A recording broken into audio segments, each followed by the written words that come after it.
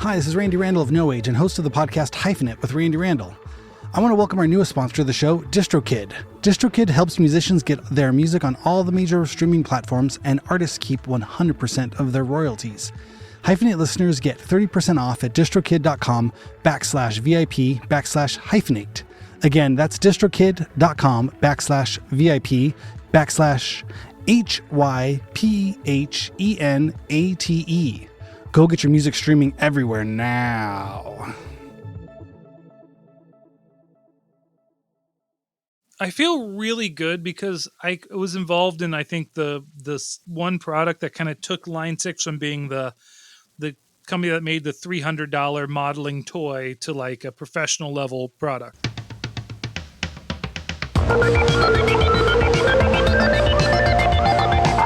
What's happening? Thank you so much for tuning in to Hyphenate. Tuning in, is that correct? Thank you for listening, for subscribing, for participating, for being here to my show, Hyphenate. I am Randy Randall, the titular host of the Hyphenate Show. This is a show where we talk to people who do many things and who are interested in doing many different things and have the kind of brain that explores many different things. And today's guest, Ben Adrian, is exactly one of those kind of people. He was recommended to me by my good friend Conan Neutron, who's also a crazy hyphenate person who does very many things. He's a podcast host, guitarist, singer, songwriter, touring man, festival planner. Conan said, you got to talk to my buddy Ben. He is an incredible guitar player, has a band, and also is an engineer, an electronic engineer, specifically around guitar pedals and amps and things of this nature. And he works for the company Line 6. And he was, as the intro you heard before the music started, he was integral to, developing amp modeling projects that Line 6 has done. And I just thought that was fascinating. I was like, oh, okay, you got me. You got me with Line 6. I'm in. And Ben was nice enough to come out to the last show, not this last run of shows I just did with Conan. Conan's always so nice in inviting me to help him out. I recently interviewed him for his 400th episode of his Conan Neutron's Protonic Reversal podcast. If you don't know about Conan, go listen to him. He's got an incredible podcast, and he also makes incredible records with his band Conan Neutron and the Secret Friends. We just did a few runs of those. I think this is the last run of the Randy Randall Ensemble. We did it as a trio. We played in San Pedro a couple weeks ago, and we also played in San Diego. It was good, and I think I'm going to turn the band into more of like a band. I think it was fun having my name as like a band person, but I think it'd be more fun just to call it something else and have it as a more democratic sort of process. Because I really like writing songs in a band sort of scenario. I love playing music, but there's something about I was struggling with the idea of like having, like the Randy Randall Band or something. It just was, I don't know. I like the interplay, the improvisation, the writing as a group more than just, like here's the song, everybody learn the song. And then also the whole idea of having to have like floating members and like, oh, I got this person sitting in for this song or for this thing or for this gig, be a whole different band, or these people. I like the camaraderie and sort of the friendship and the creative collaboration that you get when you play with the same people. And that's part of just being a band. So I think that's going to be new moving forward. So we'll find out. Well, I'll keep you updated as the new band comes together. We like I said, we played these two shows with Conan Neutron's band, and we thought, oh, this will be a good way. We carpooled all together, and we thought, okay, we should think of good band names. So we're in the band name process, which is fun. If you have any suggestions for band names, you can write me on Instagram at Randy S. Randall, or you can write me on the Gmail at, hyphenatehalftime@gmail.com. That makes more sense. Send it in. And also, give a review for the show. Tell your friends. Let them know if you think this is something that's worth their time. Word of mouth helps the most to spread the news of good podcasts out there. Tell me what you're listening to. Write me. Let me know what you think are good podcasts, or if you have any good podcast guests, or if you yourself would be a good podcast guest. Pitch yourself, fool. It'll be fun. I'm enjoying this. I'm having a good time. Thank you for coming along this journey with me. This is we're just cracking into October here. Really excited for the fun, spooky holiday seasons coming up. I feel like once the pumpkins come out, man, the Christmas trees are right there. And then you got the fireworks, New Year's, and then here we go, 2025. I got this sense that, pumpkins just equal to New Year's. We're right there. Anybody, especially anybody out there that works in retail, once the pumpkin spice hits, which is usually sometime in September, it's just a mad dash through the next 3 months. It goes by so fast. So I'm looking forward to it. It's fun. Yeah, second season of the show, second year of the show. It's going great. I'm really excited. Thank you for being here. Remember, go to distrokid.com/VIP/hyphenate to get your discount and get your music up on the web. Get it out there on all the streaming services. It is super easy to do. I've heard from people who have done it. They say it is really easy and really fun, and it makes sense. You don't have to be an electrical engineer like my guest Ben Adrian to use distrokid.com/VIP/hyphenate to get your music out there. And it's fun. Send me links. I'm really enjoying hearing people's music, and I think it's really a cool thing to do. And again, before the year's over, get your music out there. You have a project, finish it up. Go to DistroKid, get it up online, and send me a link. Send all your friends links. They want to hear from you. Whatever this new band, when this new band has a name, I will announce it, and then maybe we'll put something up on distrokid.com/VIP/hyphenate and get our music up on all the streamers. DIY. It's a DIY world out there. All right, so let's go to my interview with Ben Adrian. Super intelligent, super friendly guy. Thank you, Conan Neutron, for putting us together. And I appreciate it. Hope everybody's having a good October so far. And keep sending me those costume ideas. I love seeing everybody's costumes, what everyone's dressing up as. Want to see what we're going to do. And remember, No Age has a show Halloween night at the Venice West. If you're in the Los Angeles area, or my wife and I have been joking, the Southland. I don't think anybody calls it the Southland, but it's more for like weather men or news programs. Southland's greatest news. If you're in Southern California and you want to come see No Age play, we're playing at the Venice West. It is a cool venue in Venice, California. We're playing with Death Valley Girls. It's gonna be a lot of fun. Dress up, go crazy. Ticket links are up on the Instagram at No Age LA. And go buy Dean's solo record too. Had him on the show last week. If you haven't already bought it, it is out now. You can at least listen to it on the streamers. But even better, go buy it and go see Dean live. So with no further ado, here is my talk with the one and only engineer extraordinaire, Ben Adrian.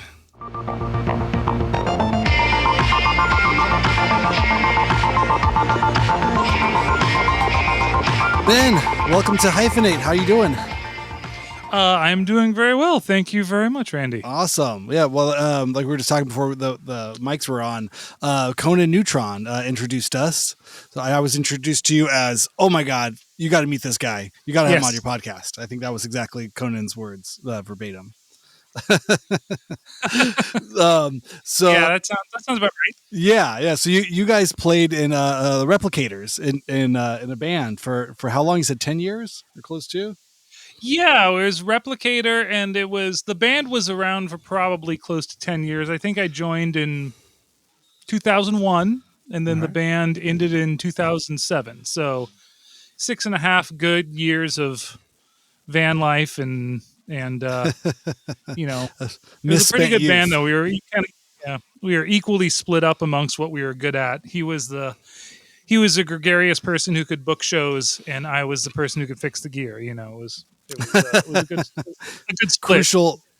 Crucial roles in any band dynamic. You need somebody who isn't afraid to make phone calls and write emails, and then if you can fix gear, I mean, you're just ahead of the pack there. I mean, I've never been in a band with anybody who could fix that many things. The closest that I think I could do, I think, was change strings and find a repair shop if need to be.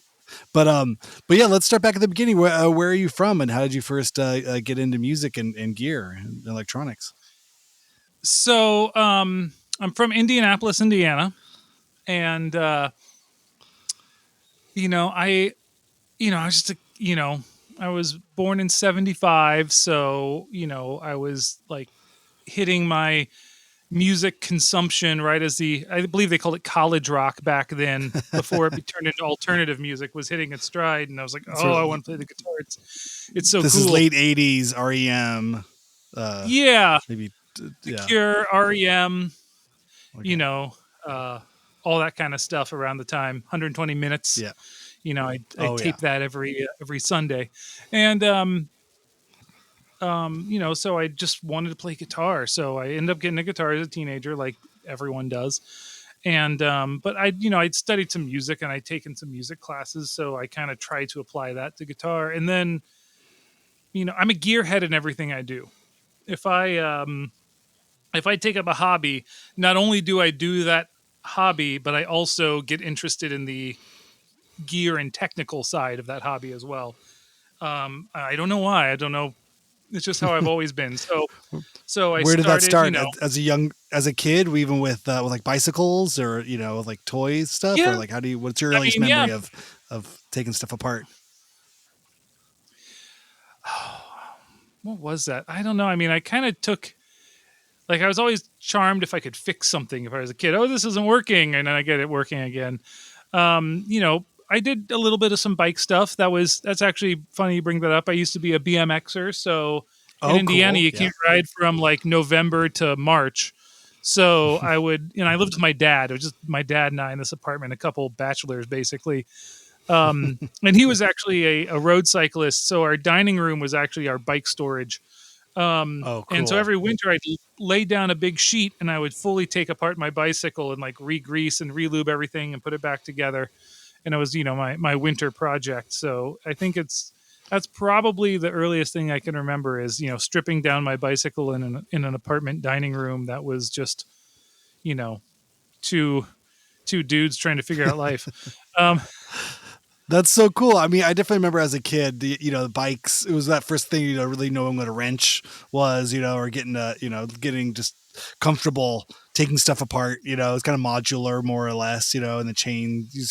You could see how it all worked. That's not like stuff was hidden under a hood or inside of a yeah. box. It's like all the parts, all the mechanics are sort of out in the air. So it seemed a little less scary. Then that was definitely a big part of, yeah, my early sort of just interest in things. Yeah. And also bikes broke all the time. You had to patch tubes. And if if you're really riding a bike and moving it and using it, you got to see how it worked and how it broke. Oh yeah. So I did, yeah, tons of that. I was, constantly breaking my bike.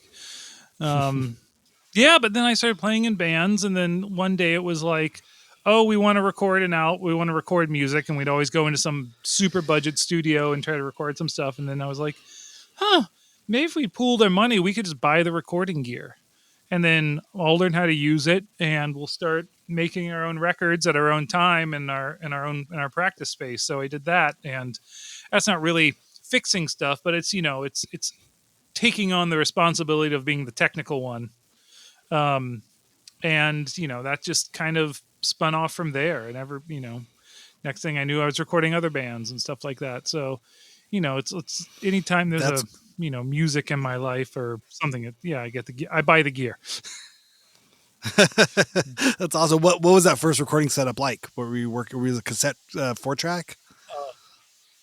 It was, well, I did have a cassette 4-track, but this was a quarter-inch reel-to-reel 8-track, and this 8-channel board that went specifically with that Fostex 8-track. So you could Oh, plug it cool. all in and like record, then flip the switch, and then the channel became the playback channel instead of the record channel.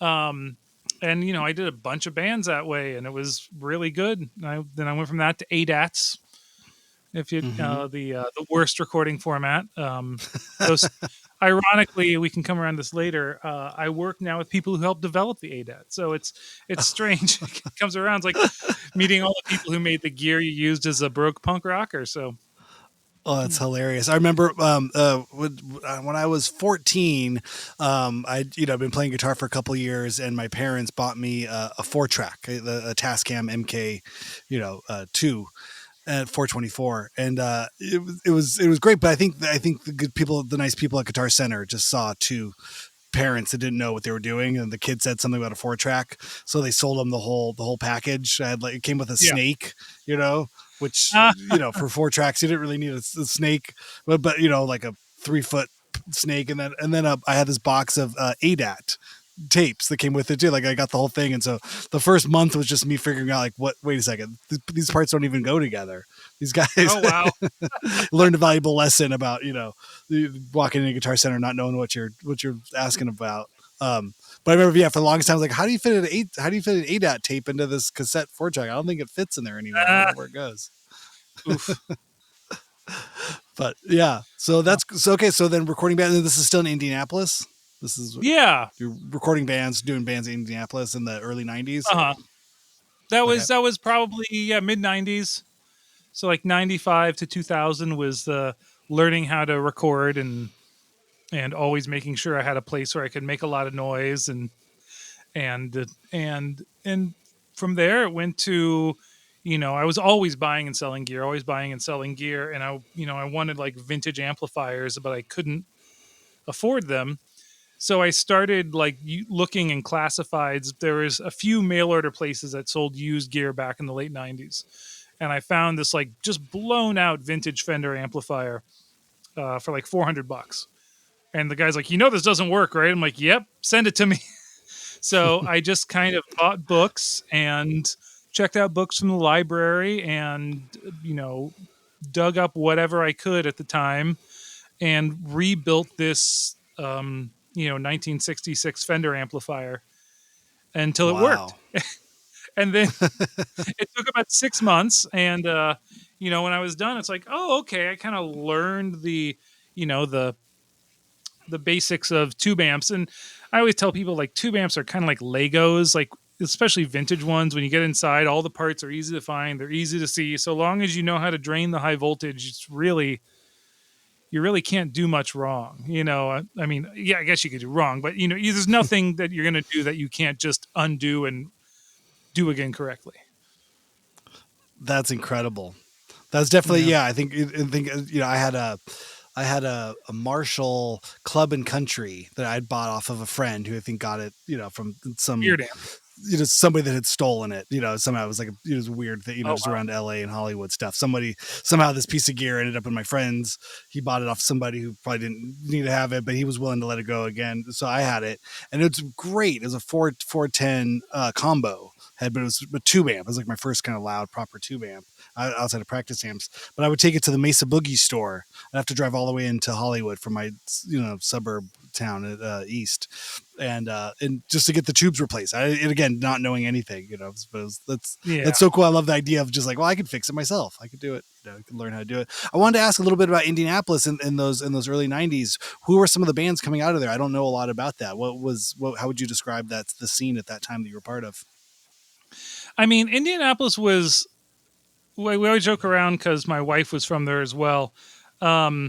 We always joke around. It's like it's a great place to be from, but it was like it got pretty small and insular pretty quickly. I mean, there are a couple '80s bands like Zero Boys and was it Naked Aggression? I don't know.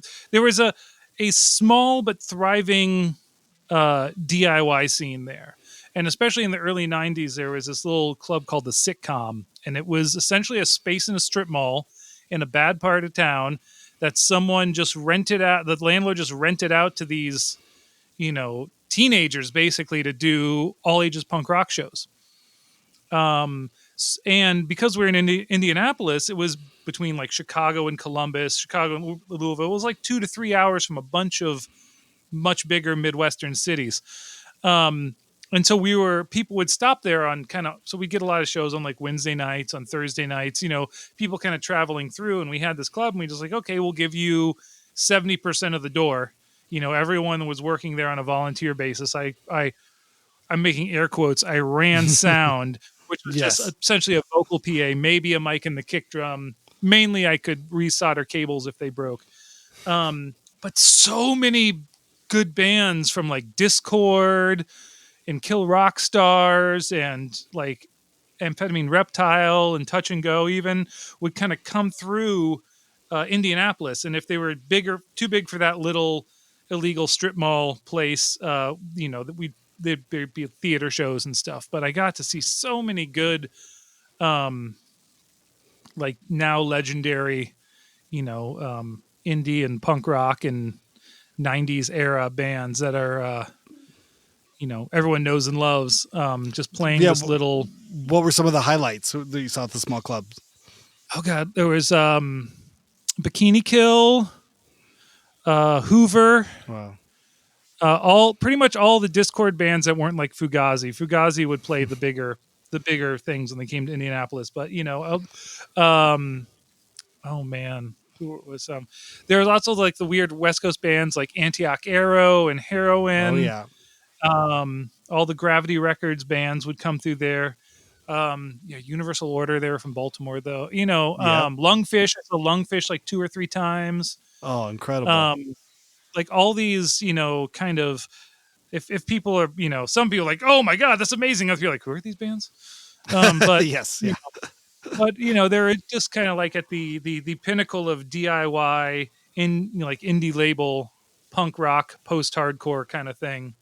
Yeah. Um, Oh, that's incredible. And like you said, sort of, yeah, I was on the touring route. It was between cities, and so that's sort yeah, of and what like you that was, needed at the time.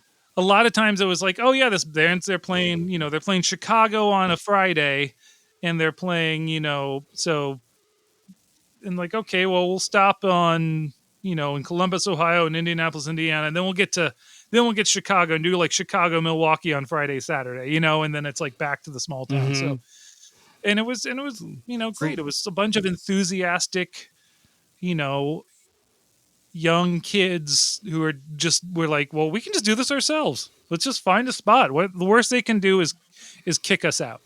And it was a great situation. It was about 2 miles south of like the trendy part of town where all the bars were and all the popular nightlife was, and all like the skateboarders and punk rockers used to just hang out on the street there. That's what you did in mhm. 1994. You hung out on the. You couldn't get most of you and your friend group couldn't get into bars. You would just hang out where the nightlife was anyway. And the cops really didn't like it. They were just a bunch of weird hoodlum skater weirdos hanging out.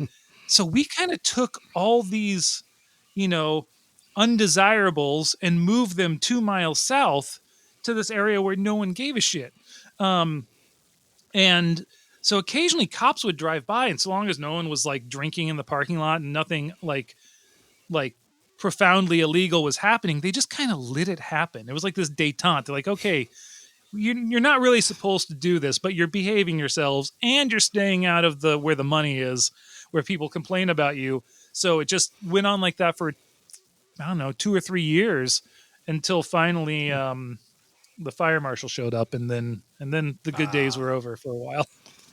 That's always the last kind of buzzkill of a lot of Yeah. independent all ages venues. Is there's this thing called fire marshal? There's fire codes. Like, well, what do you mean? This is an old grocery store that we just happen to be squatting in and putting shows. So we're paying somebody a couple $100 a month, and they let us just have this place. Like, yeah, apparently if you have more than 2 people in here, you're supposed to have their ADA access. You have to be able to get a wheelchair onto the stage. You're like, oh, okay, now this is going to cost us thousands of dollars to get We a did have wheelchair lighted exit hydraulic signs. lift for our punk club. Oh, there you go. Okay. Oof. Yeah, we did what we Yeah, tried to. okay. We knew we had something good going, so we tried to keep it going as long as possible. But yeah, that's a great time. The sitcom. In Yeah, I feel like Indianapolis, again, Indiana. like you said, the the powers that be usually use the fire marshals the first run through, and then after that, you're on someone's radar, and they're gonna keep messing with you. That's the official civic way of saying go ahead and party's over. Go ahead and get out of here. Okay. Cool. Okay, then where do you go from there? So from there, I moved to the Bay Area, which is where I met Conan. I was in 2000. And not long after I got to the Bay Area. Pardon? Go ahead. Oh, sorry. I didn't mean to interrupt, but I was just thinking, is there school? I mean, is there like a college? Is there something in that time of this place? Yeah. I went to college in Indianapolis and studied math for a couple of years, but then I ended up like working in the computer labs because I was in you. It's a funny time. Imagine there was a time where if you need to use a computer, you had to go to a computer lab because not Yeah. everyone just had a computer they could carry with them. Um, so I would go to the computer labs and I'd see the people working them. Like, I can do this. So I got the job as like the person who just helps out people in the computer lab and learned how to do websites really early. So around 1995, I learned how to make websites and I ended up getting a job in like tech in Indianapolis. And Huge. so I That's was, cutting edge, bleeding edge yeah, technology for the time. yeah, If you I can was make a like, website, then wow. yeah, it's that Yeah. first bubble of like just there's a site. It's on the web. It's like here's all the HTML money in the 1.0. world. Yeah. No, I think I have I was in the shoegaze band in Indianapolis at the time that still gets people talking about it, and I am 100% convinced it was because we were one of like the 20 bands that had a web page in 1995. It's just that Yes. didn't Yeah. That's really huge. there was not a lot of independent bands who were doing that then, and I think I joke that we could go to any big city and get 4 people to our show, but but What was the name of that band? it was called. You kind of hate this name now, but it's called the Oh, Sunflower Conspiracy. But you go through that. perfect. You name bands Yeah, whatever you need to name it's bands. slightly British. It's yeah, it's Yeah, retro. Yeah. we kind of sounded like the Cocteau Twins and Slow Dive 20 years before it was cool to sound like the Cocteau Twins and Slow Dive. But such is That's life. awesome. Oh wait, Um, I have a visitor in the studio oh, here. Sorry, hold on. I have been. greetings. Hello, my name Hello, is my friend. How Ben. you doing? You say hi to Ben? No, buddy, you gotta leave it on until bedtime. Um, hello. Oh, wait, mom's right here. You gotta go back up. Okay. Thank you. Say bye. I love you. Goodbye. This is the fun of Aw. doing the after hours records. I do a lot of these during the Yeah. day, but yeah, it's fun. So Sunflower Conspiracy. Did I get that right? Yes. Yes. Yeah. Okay. The Okay. I will look it up. Is it in the Wayback Machine? Is the website still up there? Do you have? I have not taken the website down. I have always left it online. So if you search it, you can find it. But it hasn't changed since 1997. It is a relic Incredible. of HTML past. That's great. Do you still have to pay to renew the address and everything? It's probably Well, a couple it's bucks a just year. kind of in a subdirectory and something. I mean, I end up paying Gotcha. for all the different domain names that I own and stuff. It's dumb. Just Um, one, yeah, third of that. That's cool. but yeah, it's findable. If you type in the band name, it comes up real quick, and you're like, oh wow, he had a lot more hair then. So But I love that time too. I mean, because I'm a couple years younger than you, but still of the similar kind of scene, I think. And yeah, at college, I was the computer lab guy, and again, I had no yeah. skill set whatsoever. I was just the guy sitting there and checking IDs, and then when the computer Oh didn't work, I turned it off and turned it back on. That was about yeah, a lot of like, how do you double could refill space? Like, the right, yeah, I could yeah. refill the paper tray and the printer when it ran out. So that made me a tech genius. But I Yeah. remember, yeah, all through college, I didn't own a computer. I did all my, I wrote all my papers and did all my homework or whatever assignments there were at the lab, at the computer lab. Yeah. So now, we walk around with these computers that are faster than whatever we were using in our pockets.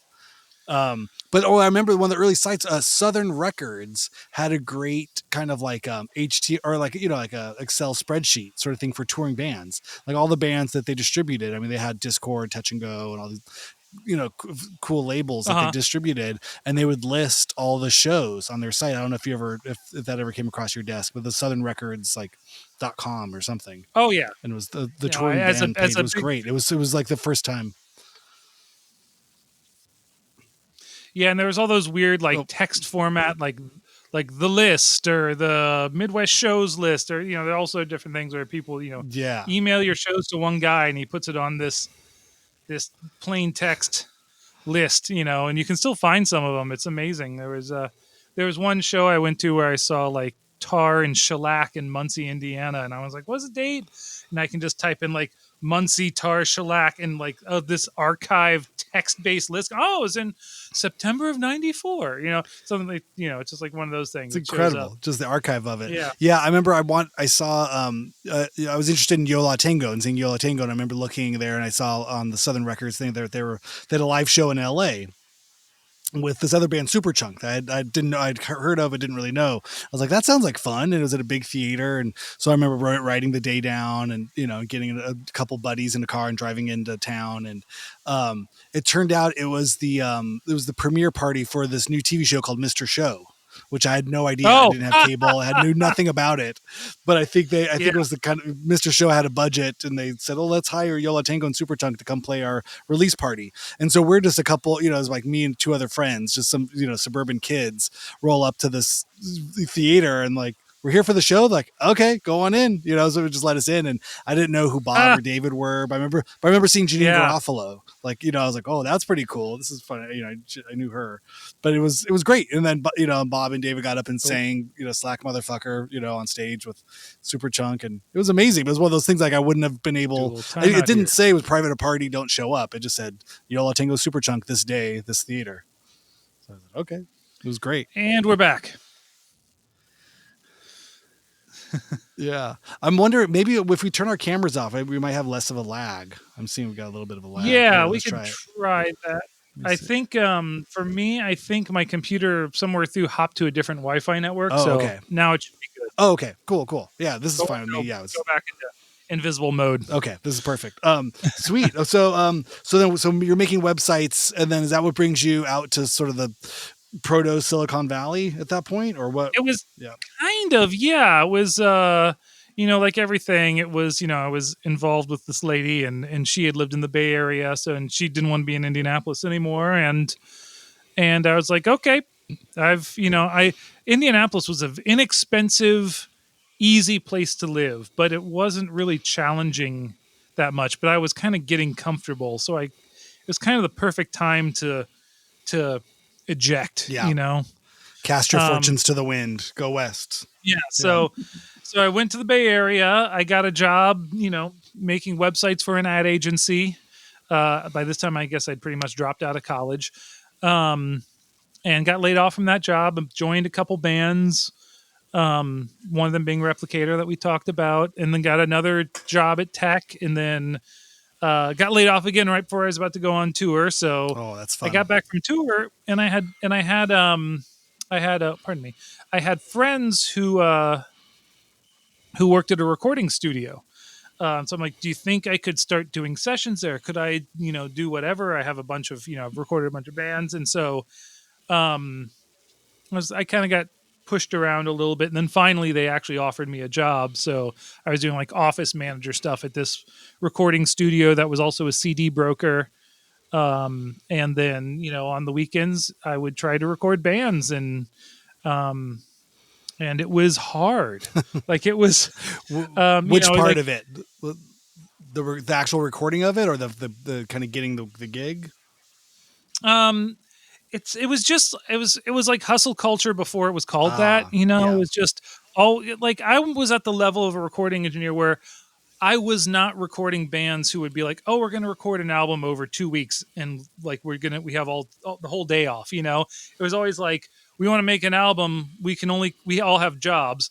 We can only come in on evenings and weekends. So it would be like band shows up Friday at 6 PM. We load their gear in, mic everything up, get sounds, go home. They come in early on Saturday, and then we do like a 14-hour day on Saturday, and then a 14-hour day on Sunday, doing overdubs and then mixing, and then they have like a 5-song EP done in that 2.5 day period.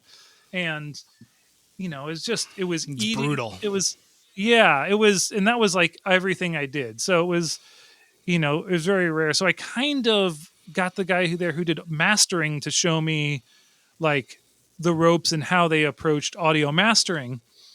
And around this time, the giant, 2-inch 24-track studio was starting to fade out. Only the upper echelon were staying open. The kind of middle class were just like, people were just recording at home, or finding other places, because computers are finally getting good enough to do like multi-track recording sessions from something you can buy at like Best Buy, So I learned mastering, and everyone kind of saw that as like this, I don't really know what happens there, it's like, it's this, it's like they just give it to this guy and it sounds better, so I learned that just by, shadowing one of the guys. And then it was great because most mastering sessions were unattended. So I would do one or two albums when I could in a week. And then I was still running the office manager and occasionally doing recording sessions. And finally I had to go back and get like a regular day job, but I would still go into the studio like one or two evenings a week to do stuff with my regular mastering clients. And it was great. It was something that was, I guess, more suited to me and my psychological tolerance. I mean, who knows how it would have been if suddenly I'd sprung forth and was someone who could record bands, you know, at like from 10 a.m. to 6 p.m.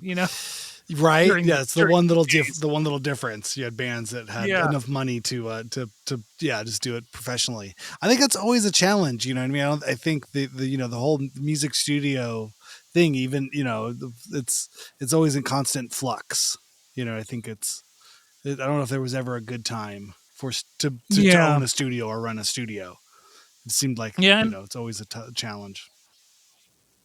yeah. It always kind of is, and everyone's trying to find, is price shopping, and it's just it's soul crushing. And the thing I kind of learned is this is the second time. I think the second time in my life where I turned a passion into a job, and it kind of ended up not really working out. You know, That's I interesting. I uh I realized, like, I learned all these technical skills because I enjoyed the hobbies or vocations that went along with them, where it's like, oh, I learned how to fix amps, I learned how to build pedals, I learned how to record and stuff, but it's all because I wanted to play music, and it was beneficial to me. And whenever I tried to do it as, a job, suddenly it's like, now when I'm done, I don't want to do it for fun anymore. Hmm. So Right. it kind of, losing the full-time recording engineer job, or just, kind of letting it fizzle out, actually re-inspired me, like, creatively, and made me want to make music again. I was, at the end of the day in the studio, I was like, I'm just listening to NPR and watching a movie and going to sleep. And I'm like not writing any songs. I'm not coming up with any ideas, not dreaming about where I'm going to go play the next show. It was just like, ugh, shut up. No sound. What do you think that is? Is it something where it becomes a like a tool or something? The magic, or I don't know. Like it's too the practical becomes too much of the focus rather than the creative side, technical versus creative, I guess. I don't know. I mean, for me, it was just, I only had, like, I started being creative for other people's bands, Mm-hmm. and helping them where they needed help. Like, I would be as involved as they wanted me to. If it just hit record and go, we'd do that. If it was, hey, do you have an idea for this thing? Or like, how many times okay, if you're asking, I'll tell you what I think. Yeah. Um, so I think it was just like, I had a finite amount of creative energy, and it just got used up in the work. And the thing that happened to me, which was great, is I ended up getting a job at a print shop because I'd learned a lot about graphic design being in a band, working in a computer lab, having the software. It's like, oh, I'm going to design flyers, I'm going to make my album covers. Like, I basically could do a TED talk. It's like everything I've done career wise, I learned from DIY punk rock.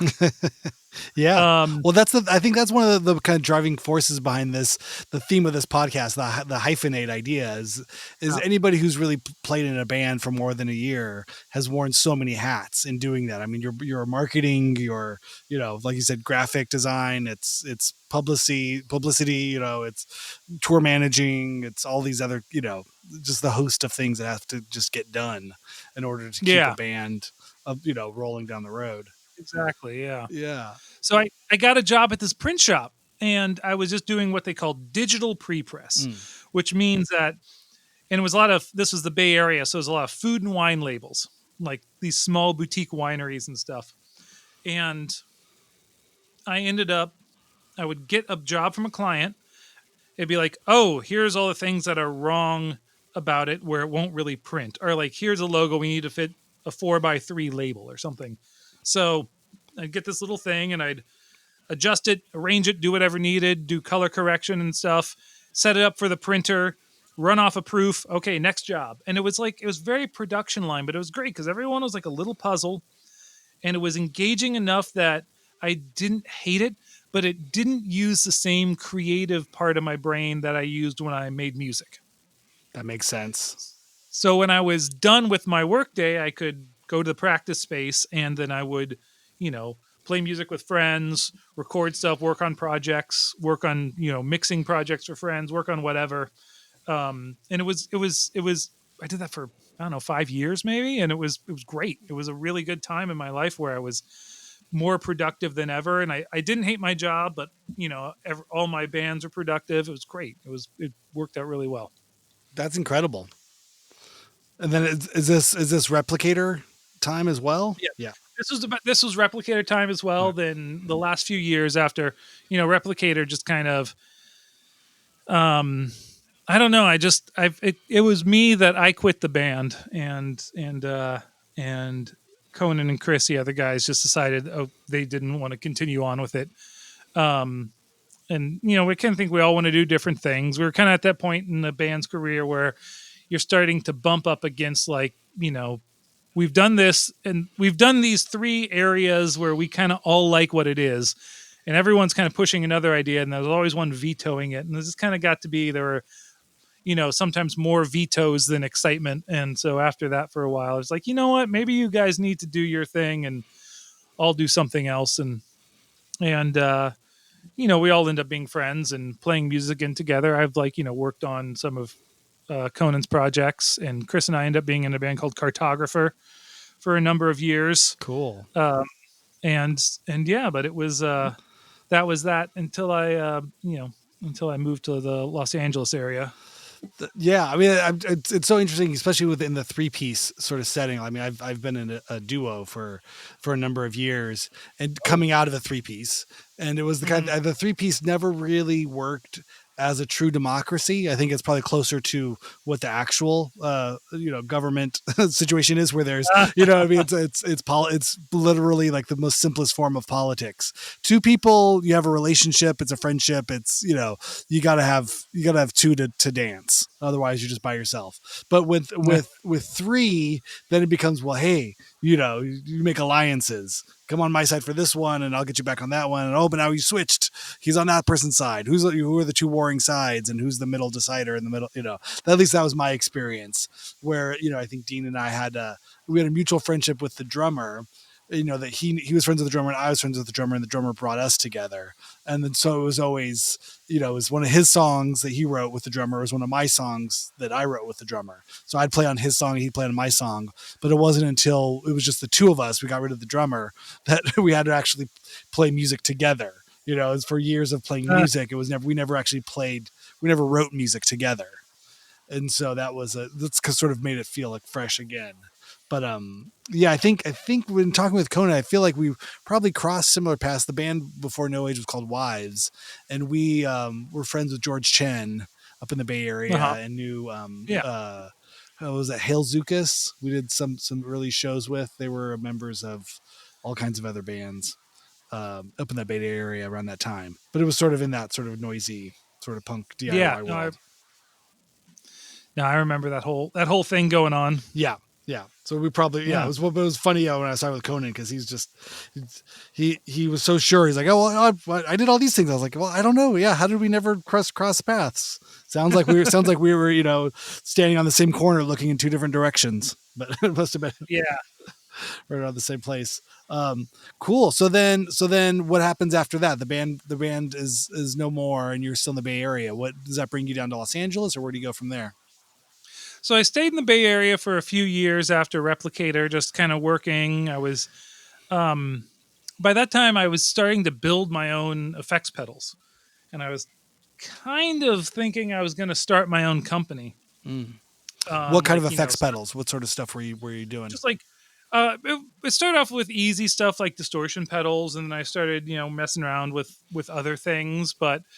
I was, there's that band Kowloon City. I made a pedal for them, and then they were starting to get some buzz and attention. So people wanted to buy the the pedal that I made for them. So I started getting like this list of people, and I was building batches of little handmade pedals, That's cool. and it was becoming a lot. But I was like, I think maybe I could do this, but it's also like, this is my hobby. Am I gonna burn out again if I suddenly have to become a pedal factory? Yeah. Um, and by this time, I had reconnected with a my high school girlfriend who lived in the Los Angeles area. So she lived down here, and I lived in the Bay Area, and we were dating long distance. And so immediately, once we realized that this was going places, I'm like, well, you own a house. You win. Yeah. I'm moving Yeah. there. Uh, so um, so I started planning my, I guess, my, I don't want to say escape, but my relocation, my fleeing. And I just started looking for jobs, but I thought, okay, well, if I don't find something, maybe I'll start doing, amp repair, and everyone needs a tube amp repair Oh man yeah. in LA. Los Angeles. LA is always looking for more of those. And I could build like boutique gear that is sold to, like, and I don't have to, like, just kind of aim at kind of the mid to high level, and not be making a ton, but have a good, I just started to think about all this stuff, but I have a terrible head for business. I mean, like, I've always wanted to help my friends, and I just do it for as cheaply as I can to help my friends out. And I kind of tried to carry that into business, and it just doesn't work. Yeah. You get taken advantage of, and you're working all the time, and you're barely scraping by. It doesn't work. And so I was planning, okay, I'll do this, but I'll look for jobs. And I found a job at Line 6. They had, like, hiring, and the ad was amazing. It was like, looking for someone who knows how to read schematics, who has audio engineer experience, who knows about vintage and historical guitar gear, who can, repair and modify tube amplifiers, who can, And whose all name the, is Ben. It's it basically was just like, describing you.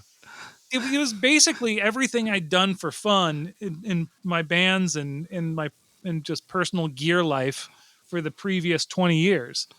And so I applied, and I didn't hear anything. And my now wife was like, "Why aren't they calling you back? You're perfect for it. The job's still on the website, but they haven't heard anything." And then finally, after like 3 months, they're like, "Sorry it took so long. Are you still looking for a job?" And I'm like, "Yeah." So I made a plan. I came down, had an interview, and then got offered the job a few days later, and was like, "All right, 2 weeks. I'm going to live in LA." You Wow. know. Oh wow, that's cool.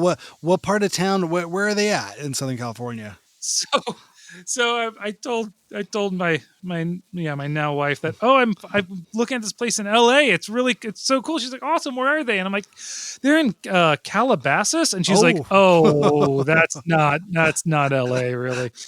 So, but yeah, so for up until the pandemic, I was driving from Echo Park to Calabasas Oh my lord. 5 days a week. That's quite a journey. And owning in Calabasas or living, or even just renting in Calabasas isn't necessarily a feasible economic plan. Yeah. That's for people listening. Calabasas is like the Kardashians and Justin Bieber and right. It's that kind of like horse culture, horse culture. Yeah, like people who own horses and stuff. Right. Right. There's like, yeah. I think the Rock has a compound next to Kevin Hart's compound or something like that. It's that stuff. They're not houses; they're compounds with private security, with the gated communities, with office parks and research areas and stuff. I see. So yes, exactly. that's where the Line 6 offices are. So that's cool. So you burned out a lot of transmissions on small used Japanese cars. Yeah, taking Econo cars back and forth to Calabasas every day. Yeah. It was by the end, right before the pandemic, it was getting worse and worse. And I was like, you know what? I'm going to start working from home 1 day a week. All my paperwork, I'm just going to save up on Fridays, and I'm just going to work Fridays from home. And I did, like, because we had remote employees, we had some people. I can get away with that. And so I'd been doing that. Then the pandemic hits, and everyone works from home. We see, oh wait, a lot of us have little home studios. We can totally do this from home. And it went awesome. And 2.5 hours a day in the car was just now time I got to be at home with my family and doing my hobbies and stuff. And it totally changed the whole culture. And I go on, maybe 2 days a month I'll go to the office because I have to do something with loud gear or super high voltage or something where I just can't do it in my home studio. But for the most part, it's all just developed in this room here. So Whoa, that's amazing. And you're in the Echo Park area. yeah, How fun. Well, I'm sure you've seen that change a whole lot too. I mean, that's become, quite a fancier part of town than it was, I'm sure, when you first moved there. yeah. Even in the like 12 years or so that I've been here, Yeah. it's been it's there's a lot more multi-unit buildings like showing up on Echo Park Avenue. Right. Yeah. I remember I had a girlfriend that was renting a garage somewhere right near the Angelino Heights, the kind of the historic area there, Oh just yeah. south of Sunset. And their house was not a historic house. It was one of the other ones that was, just down the hill a little bit. But she was renting a Uh-huh. garage, and then she spray painted, instead of painting it with like interior paint, she just spray painted it all. And then had like a little loft built there, and whenever I stayed over, it was just like, oh god, I think I'm noxious, just nauseous from the fumes. You wake up just kind of Oof. lightheaded. Like, okay, I think Echo Park is not that kind of place anymore with some spray No, painted no. garages. But there was, that It's was the early Echo Park days. How, Yeah, it's I feel very lucky though. Like, my wife was very responsible in her 20s where I was out just, touring and going broke. yes, yeah. And I kind of got just I pulled a good card from the deck, I guess. And so I would never be able to have this life comfort that Yeah. I have if it wasn't for the She had the smarts to my get better in half when and it her worked. Yeah, responsibility. that's incredible. And then, so tell me a little bit about Line Six. I mean, I know Line Six. I think I think the pod was sort of the big Line Yeah. Six sort of product. I think I sort of grew up, or first was aware of in the late '90s, early 2000s, kind of the first sort of amp emulator. But tell me a little bit about your experience finding Line Six and how that has changed, and what changes you've been part of there. So I had the DL4, the green delay pedal. I Oh, you're got right. that right when it came out because this looked like the coolest thing. I was very reticent about the pods back, in the late 90s. Um, but I ended up with a gift card to Guitar Center from family one Christmas. So, oh hey, this pod's on sale. I'm just gonna get it, and then I can record at night in my house. And I ended up using it a lot more than I thought. And I ended up using it when I was like DIY recording bands in the Bay Area. Uh, uh, when like with like okay, we'll just all record in a room, but you'll record direct, and then you'll come back and do your guitars later. Well, a lot of times the pod would end up staying, and then like we'd add a second guitar with an actual like tube amplifier. Um, so I'd used the gear, and I was a little bit like I don't know how much I would use it myself, but I like a lot of it. I've used the delays and the other effects. But when I saw the job, I'm like, this is great. Like this is going to be like I think this is an awesome thing to do. And then I got in there, and it was right when they were right when Line 6 was. They're kind of at the point where, and this is my understanding, I could be wrong, but they'd been around for a while, and they had some private investors who are kind of looking to cash out. Mm. So they were either like, we need to go public or get acquired, was kind of the rumor mill was what was going on behind the scenes. So they were trying all sorts of stuff like mobile interfaces for plug this thing into your phone to turn it into a mobile recording thing. They made a PA. They made like a Bluetooth speaker that was also a guitar amp, and all they're just kind of throwing these crazy ideas at the wall. But that had nothing to do with what I was doing. They hired me to do like amp modeling. Cool. But because they were so busy with these other kind of like consumer oriented products, they kind of left me alone, and I just got to learn like all their proprietary technology. And like, oh, what if I tried to build a virtual amp like this? What if I hooked this together? And me and one other guy kind of redid the modeling techniques that became what is now the Helix. So Whoa.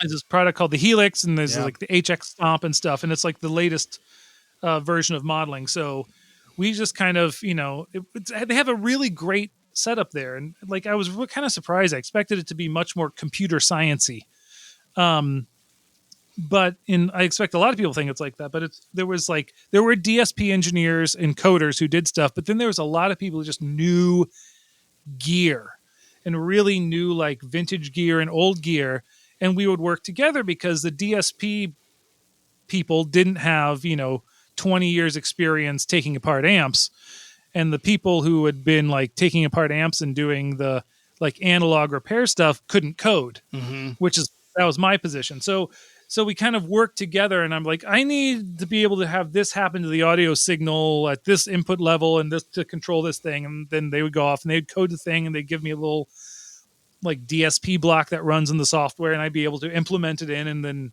recreate the analog amp circuits in this little like digital software that we have. So is that almost like, so in saying, like almost emulating what tube amplification does, and the way it's restricted or let go. I'm not an engineer. I don't have the correct sort of words, but the idea of saying I need voltage or it's frequency spectrum around this thing to hit a compression above a certain volume threshold, something that smaller tube amps or vintage tube amps would do. That there's this sense of compression with volume changes. Yeah, something as simple as that. I mean, exactly like that. Like if you look at a schematic, you can kind of see like where a guitar signal would go on like an amp schematic, or like or someone might be like, let's see, it comes in here, goes through this tube, here's the volume knob, here's the next tube. So you can kind of see how the signal flows, and once you know about like amp repair and understand how the signal flow works, and then someone has built like, oh, here's a tube simulator with all these parameters to adjust it for different voltages and different settings, you can kind of recreate that same audio path, except instead of it going through an analog vacuum tube, it goes through the simulation that I've set to match exactly what the other one's doing. And then when it goes, instead of going through an analog volume knob, it goes through the digital control that's mapped to a digital knob that has the exact same like volume and tonal change that happens. So I kind of got to recreate amp circuits like small little subsections at a time. Wow. So sort of looking at what's happening on the schematic and creating a digital sort of and I was analog, but then that's the wrong, a digital representation of each sort of piece of physical electronics that's happening. Yeah. Wow. Exactly. Whoa. I had no idea. I don't think most people know. I don't know. Is that common? That's incredible. I imagine that would help get you to a better outcome rather than just, it kind of sounds like this, which I think is, from a non-technical Yeah, I mean, it person. worked really well. I mean, now the whole thing with modeling is, there's a company called Kemper that does a thing called profiling, where you plug the device into an amp, and then you put a mic in front of the amp, and you hit go, and it shoots a bunch of test signals through and measures it, and then it creates a model of that specific sound of that amp. And for some people that works great, and they're they do good work. It's a very high quality product, but the models don't really behave like the amps do if you say adjust the tone controls, or if you try to go to a wildly different overdrive setting, it won't map the same way. But if you just like, oh, this is the sound, this is where I like my amp set, and I just want something to get the sound in a giant concert hall and not have to carry 100-pound amp, then it works fantastic for that. A one-to-one setting, not necessarily like a modular piece of equipment that will change. Yeah. When the values change, the sound changes along a similar sort of path or a similar sort of outcome. Yeah. Wow. And then you also, and you take into account too, even just what the electronics from the guitar are doing, the output of the pickups, or you sort of roll down your volume. That sort of became the new fun thing that, as I've sort of understood, different preamps and pedal form, I think I've gone down that road like many people have, and the trick was always like, well, if I go lower on the pickup, will it clean up, or will it just sound dirty but quieter? Can you get the dirt to sort of relate to that same sort of tube like quality to something? And it seemed like that was easily accomplished, or at least that, or there are many things that do that, and it's like, oh, that's great. But those types of no, it's something we definitely take into account. It's like, does this react like a real amp when you turn your volume knob down? Because that's so much part of. I think that's really where like the armchair quarterbacking and of guitar players, guitar collectors, all these kind of, where it's like, I think we all fancy ourselves somewhat of a scientist, to quote the Spider-Man meme, where it's like, oh yeah. Well, it's this wood with this magnet, if you just enough to information to be dangerous, as general,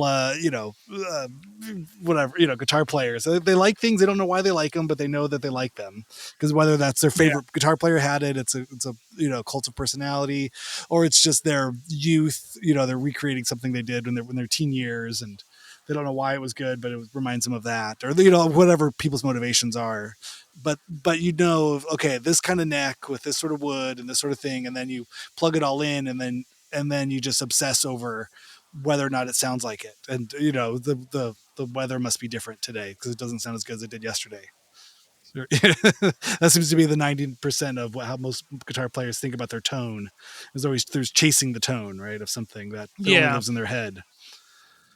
So, but the digital modeling of it has been obviously a huge step forward in that. I mean, how is it, as someone who's created this huge piece of technology and gear? Like, what is your perception been of how it's taken off? And it doesn't go a week without guitar Facebook or guitar online stuff going, oh, someone, was it Chris Shiflett from Foo Fighters just went to modelers on his last thing, and he kicked the hornet's nest once again. Modelers versus amps, right? Like, what is your perspective, or how does it look to you as someone who's there on the forefront? What does that feel like? I mean, I feel really good because I was involved in, I think, this one product that kind of took Line 6 from being the company that made the $300 modeling toy to like a professional level product. Mm-hmm. And it wasn't just me. There was 75 people involved in making this product. I just got to do what I think is the coolest part. But it's just a shift. I think music is changing, and the venues are changing, and the qualities of PAs are changing, and you can go into a venue with a modeler, and if everyone's in ears and you're not going to hear your amp on stage anyway, they work really well. Yeah. I mean, like, I would not say I'm a Metallica fan, but as they age, I feel like I respect them more. Mm-hmm. Like, I feel like the current Metallica now is like four grandpas who have the world's best Metallica tribute band, and they're having a blast. Yes. They're posting all these live videos, but they use Fractal, which is a competitor of Line 6, but make a very good modeler, product. And they've used it for like 10 years now. And everything they do is like, the finely tuned going in, and it's perfect for these situations where it's like it's too big to even, like, you wouldn't hear the amps. All you would hear is the amps coming into your in-ear monitors or coming out of the wedge monitor on stage. And, there are these situations where it just makes sense. And you can bring like 3 backups of a rig and it's still smaller than one regular amp. Yeah, that's wild. And so it feels like it's moving in that way. Simultaneously, as I'm surrounded by gear as my day job for 13 years, I've become super jaded, not even, that's the wrong word. I'm sorry. It becomes super like ambivalent because I've been lucky enough to play through legendary vintage guitars and vintage amplifiers. And I realized the old curmudgeon in the guitar shop is right. I kind of just sound like me. And when no matter what amp I plug into, I turn the knob so that I kind of get the guitar sound that I like. Mm-hmm. And I just kind of sound like me. So even though like I make all this gear and I use in some bands, I use modeler stuff and effects and the Helix, and in other bands, it's like I grab the amp that I've had for 20 years that I've kind of rebuilt on the inside, and plug that into a cabinet with maybe one booster pedal, and then I just go. It's like, this is what I do. Like it kind of freed me in a way from my gear obsession, having access to anything I wanted at almost any time. Well, it's like when your dad tells you to smoke the whole pack of cigarettes. You're like, yeah. Okay, all right, I get it. Like sneaking one was fun. The part of the whole thing was sneaking around and trying to. But you realize like, if it was unlimited, it's not as much fun. It's yeah. Yeah, I had this realization. This was like 2 or 3 years into my job when I was still going into work. Like every time I walked from my office to the bathroom, like I walked by 23 412 cabinets, which is just like, this is insane. Yeah. Like I like pine for just one of those, and now it's like I'm surrounded by this legendary vintage gear, and I take care of it, and I think it's awesome. But at the same time, it's like now I just kind of want what's familiar. It's like I want my comfortable blanket. Yeah, yeah. Well, I've noticed too, and I'm sure this has been a big part of one segment of the market that has adopted the modelers is I turned 40, and carrying large cabinets isn't as much fun as it was in my 20s. Oh That yeah, that flight of stairs with a 412 cabinet, and the up and down and both, and then you get your 810, speaker, the bass one comes next. You're just like, I've done this. I've done this my whole life. And it's great. yeah, I've earned all the things. I have all of the scars and the bad back to prove it. You know what I mean? It's like, but I'm not. But if there's a way to sound good and not have to do that at every show, I think that's huge. And I got to a point where I realized like I was really the only person that gave a shit when what my guitar sounded like. It was really like, I'm doing this all for me. Like it could be explained with a perspective shift. If I can get something that I'm happy with, that it's quieter and smaller, but still sounds good, then this might work yeah. for me. And so I've started putting smaller amps, just stacking them higher up to my ear. I'll get like those ratchet straps. On this last Oh European tour we did, I got 2 DeVilles and put them on top of the bass rig and just strapped them down, so they're just blaring into my ears, and it sounds oh great. man, And it sounds. And I put instead of bringing a Model T, a Sun Model T that's heavy in its own right, but only really sounds good when it's up past 5. yeah, And there's something about that I've realized with that amp that I've loved my whole life and I've used them for years, is it's really the power amp that sounds great. And that's where all that low end compression happens and all of that great kind of thunderous sort of stuff happens. It's really in those giant transformers.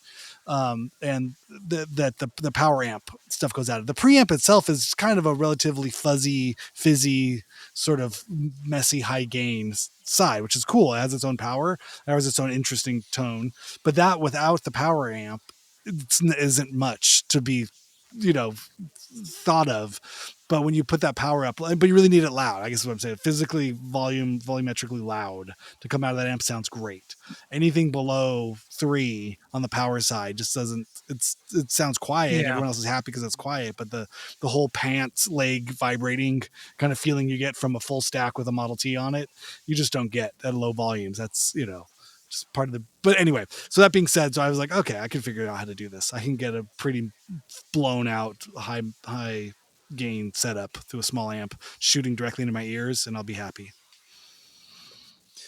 yeah. I mean, also, I feel like music made by younger people, let's just say 30 and below, like there's some guitar music, but a lot of times the bands have a guitar, but it's not a guitar focused band like it was when we were Mm-hmm. teenagers.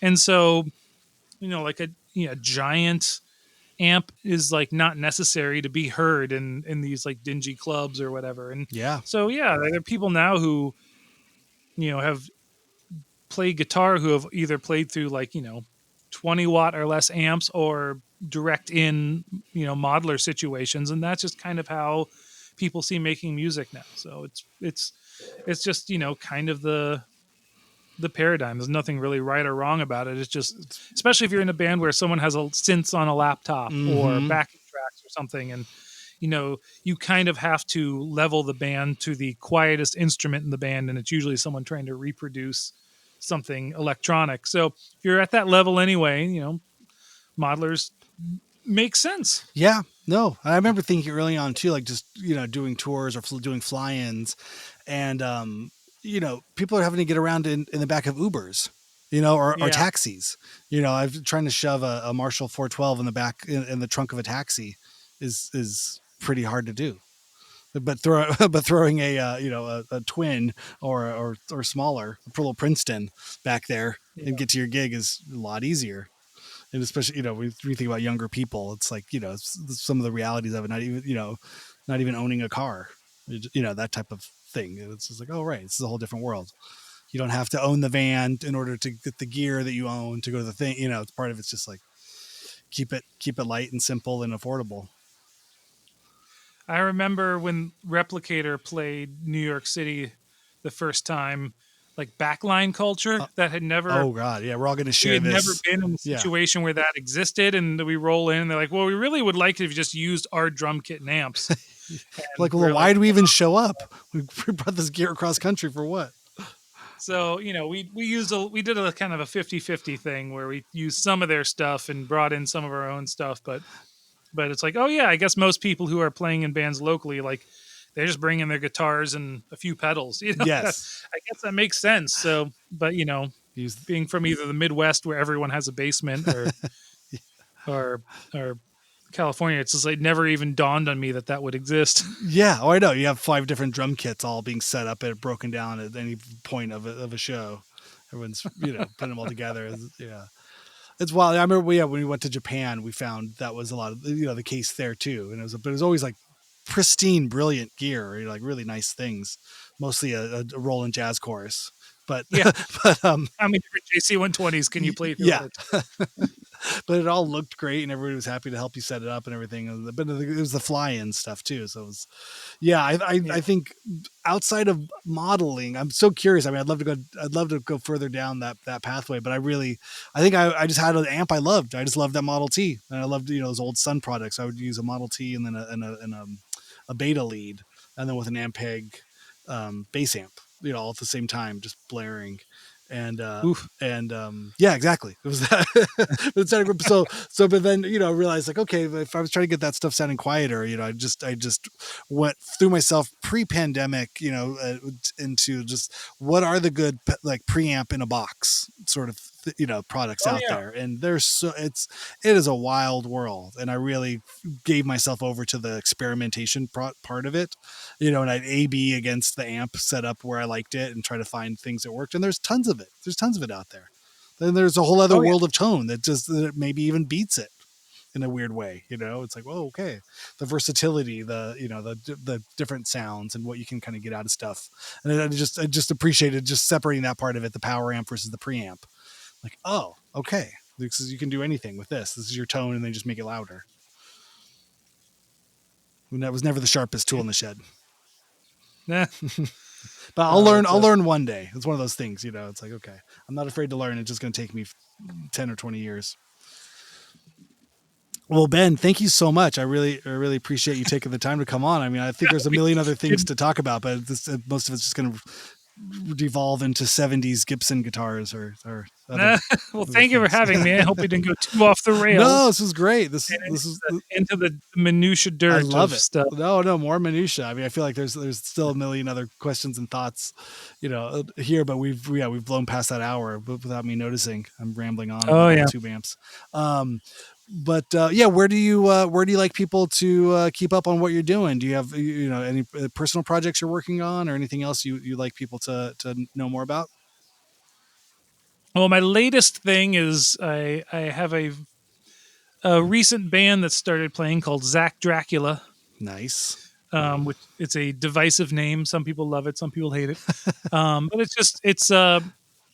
But it took a while to make friends in Los Angeles to play music with. I've been in a number of different bands, but I think this is the first one where I feel like we're all kind of at the same intensity level and kind of playing well together. And I kind of feel like a kid again doing this 3-piece noise rock stuff. So how fun. Nobody's a session player on The Voice, or nobody's trying to go on a cruise ship for the next 6 months. It's a bunch of people making music for the sake of making weird music. And, beautiful. And, no one trying to climb the ladder to the next rung. Yeah. And so Zach Dracula is going on, and then if you look you search Ben Adrian, you're going to find me on the internet. I've been on it for 27 years. So I've soiled the internet with my presence. Your SEO is doing just fine. Oh yeah. You're not missing. Awesome. Well, Ben, I really appreciate it. And thank you, Conan, for the introduction. I'm glad. I'm sure. Yes. I have a feeling he may be listening up to this point. He offered dirty band secrets, and I declined at this point. I said, "Oh no, I think we'll find a way to kill an hour. I think there's enough meat on the bone here. I don't need any truck stop bathroom shenanigans." Oh yeah, I'm sure he could embarrass me in many ways if he really wanted to, but Well, it goes. But that's the best thing with old bands is it goes the other way too. I'm sure you got you got enough on him too. Hopefully we both matured enough to. It's a detente. Everybody just holds their cards to themselves. Like I won't pull the trigger if you won't pull the trigger. Okay, nobody say anything. Just walk away. Walk away, nice and slow. Well, thank you, Conan, for keeping my private life private. Well, thanks, Ben. I appreciate it, and and I look forward to. Oh, that was the other thing too. We talked about Helix. I just recently saw Jesus Lizard. And with this new reunion, the latest thing they did, and I was blown away. Well, as always, by Dwayne Dennison and his guitar playing and tone. It sounds just like it did, 30 years ago when I first saw them. But I looked down, I was like, what is this device he's playing through? And I did the thing where I snuck up to the front just to get a better view of it, came down from the Grampy seats, and I got in the pit just to see what he was playing through. And this is the Helix. Is that correct? Do you know him directly? Have you worked with him or talked about it with him with his product? I've met a lot of people through my job, but I've never met him. Okay. I just saw that he was using it, and he's using it for effects. He's still using backline amps. JCM 800. Yeah. Yeah. He's getting all of his effects through the Helix now because it's just one thing you can carry, so he can show up to a gig with his his like suitcase and his guitar and plug into the rented amp and pretty much sound like him. So no, but there were definitely gain and boost moments as well. It wasn't just there wasn't just solely time or modulation effects. I think there was definitely a lot of tone shaping going on through there as well for between the songs. For the slide sort of stuff has a particular kind of gain to it. I never saw him touch happy the to amp. help him if he needs tech support. Very cool. Yeah, that might be a Conan reach out. I think Conan's had him on before. I've yet to ever meet the man. Only as a fan. Very cool. Yeah. Well, thanks so much, Ben. I really appreciate it. Awesome, Randy. All right. Right on. Take care.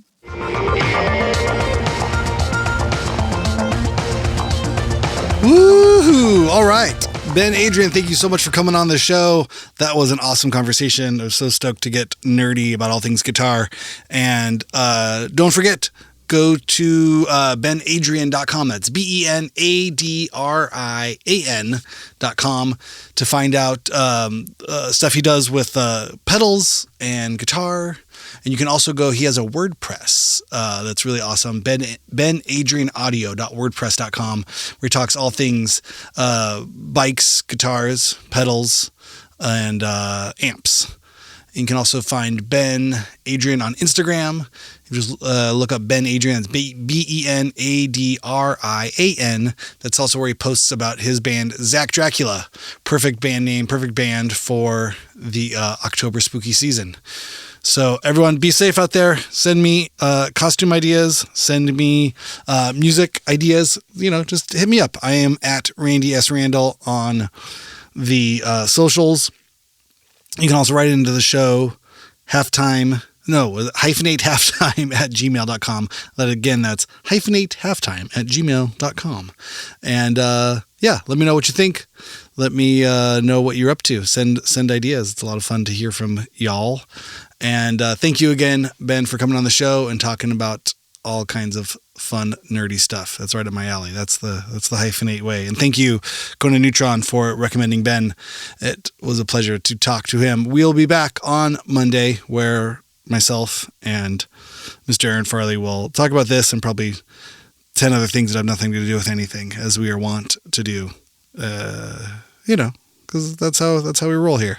All right. Thank you all. Have a great weekend. Be safe and send me costume ideas. Adios.